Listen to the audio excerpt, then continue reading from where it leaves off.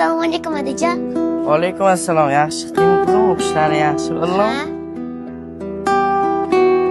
Adajon bugun ustozim yig'ladilar. Ustoz yig'ladi? Nega yig'ladilar? Behuzur o'rtog'im dars qilmay keluvdi, keyin ustozimni qulog'idan tortdilar. Bolalar darsimiz matematikadan. Kir bolam.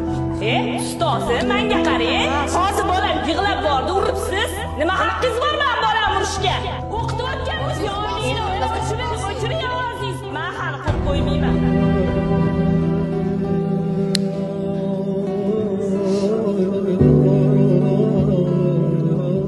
Adajon, sizlar paytinglarda ustozlar yig'laganmi?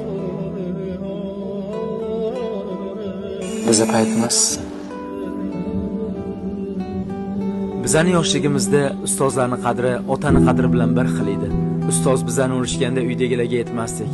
Ota-onalar ustozlarni hurmat qilardi. Aybni ustozdan emas, bizdan qidirishardi. Hozirgi kunda yoshlarning buzilib, tarbiyasiz bo'lishiga ustozlar emas, aslida ota-onalar aybdor.